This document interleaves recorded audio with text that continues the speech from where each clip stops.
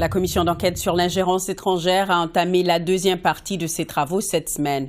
Les audiences se penchent cette fois-ci sur les moyens qu'Ottawa met en œuvre pour détecter, déterrer et contrer l'ingérence étrangère. Plus de 60 témoins, dont le premier ministre Justin Trudeau, des députés et ministres vont témoigner d'ici le 16 octobre prochain. Pour en discuter, je rejoins Michèle Tessier, ex-directrice des opérations au SCRS. Bonsoir, Madame Tessier. Merci d'être avec nous. Merci. Alors, la commissaire Marie-Josée Hogg a dit cette semaine qu'elle ne va pas divulguer les noms des parlementaires qui sont soupçonnés d'être à la solde d'États étrangers, là, pour faire de l'ingérence au Canada. Elle dit que c'est pour protéger leurs droits fondamentaux. Est-ce que le raisonnement tient selon vous? Oui, tout à fait. Premièrement, ça serait vraiment inhabituel de divulguer des noms qui proviennent de l'information classifiée pour des raisons de la sécurité nationale, mais aussi, et moi je ne suis pas avocate, mais je crois que les raisons qu'elle a citées sont tout à fait légitimes et compréhensibles. Mais quand est-ce que la transparence et la sécurité doivent primer là, dans une commission comme celle-ci? Mais je trouve que le fait que la commission a eu accès à toutes les informations classifiées qu'elles ont demandées, devrait conforter les gens à savoir qu'une fois les conclusions et les recommandations divulguées, que la commission a vraiment eu accès à tout. Donc, c'est pour rassurer les Canadiens qu'effectivement, il y a eu, on va dire, une tierce partie, une partie indépendante qui a pu regarder aux informations et a pu venir à des conclusions indépendantes. Il y a un rapport du 19 août dernier qui a été déposé par le Bureau d'Élections Canada devant la commission d'enquête.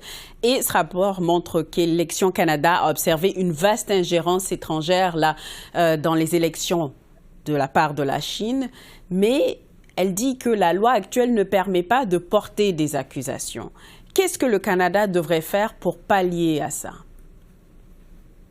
Il y a eu tout de même assez récemment, le projet de loi C-70 a été adopté par le gouvernement, finalement, par la Chambre des communes et le Sénat. Donc, maintenant, c'est une question de pouvoir mettre en œuvre ce que C-70 a identifié. Donc, par exemple, il y a maintenant des accusations sous le code criminel que je crois vont peut-être faciliter au corps policier et ceux qui doivent appliquer la loi à pouvoir faire des suivis et peut-être même déposer des accusations qu'ils n'ont peut-être pas pu faire auparavant. La loi aussi permet, par exemple, aux services de renseignement de pouvoir divulguer de l'information classifiée à autres individus, autres interlocuteurs que seulement le gouvernement fédéral. Donc, je crois qu'une fois qu'on puisse voir les résultats de cette nouvelle loi, on va espérer que ça va faciliter le travail des agences gouvernementales qui doivent regarder justement à ce genre d'activité. Parlons maintenant des diasporas. Elles sont clairement victimes là d'ingérence étrangère. Comment est-ce que le gouvernement peut mieux protéger ces communautés-là au pays? Mais je crois, premièrement, ce qui est important, c'est le fait que vous avez parlé de transparence tout à l'heure, c'est que, ce qu'on dit, c'est de jeter la lumière sur ce genre d'activité. Donc, de reconnaître que ce genre d'activité a lieu, que ce genre d'activité menace effectivement des communautés au Canada, que ce n'est pas toléré par le Canada, par le gouvernement, par les résidents du Canada, et d'en parler. Et justement, avec une nouvelle loi qui, on va espérer, permet au corps policier et à autres de pouvoir déposer des accusations, d'enquêter, d'arrêter ce genre d'activité, va aider nos communautés ici au Canada. Donc, je crois que le fait qu'on a cette commission, qu'on discute beaucoup de l'ingérence étrangère est vraiment un exemple de l'importance de cette transparence et de cette discussion pour jeter la lumière sur cette activité. Alors, la commission va consulter des experts et tenir des tables rondes là en vue de son rapport final. Et ça va se faire à partir du mois prochain. Que croyez-vous qui va sortir de ces consultations-là? C'est une très bonne question. Évidemment, moi, en étant ancien employé du service de renseignement, j'ai évidemment des idées concernant le service de renseignement.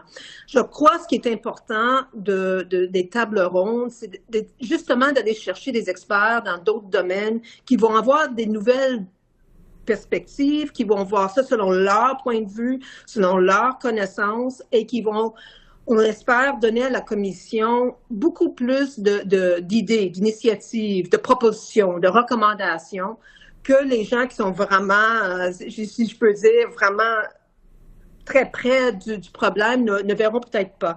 Donc, le fait d'ouvrir la consultation à plus d'interlocuteurs, je trouve, c'est très sain. On espère va identifier de nouvelles initiatives que les gens n'ont peut-être pas pensé à soulever auparavant.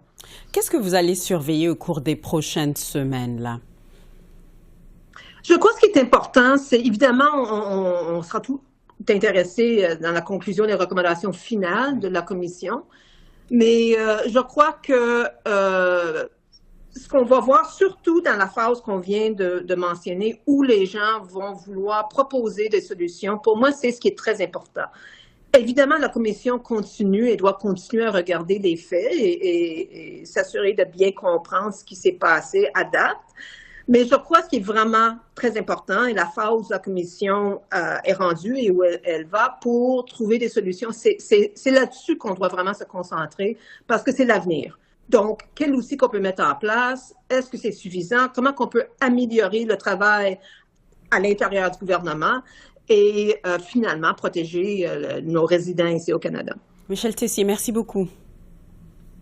Je vous remercie pour l'invitation.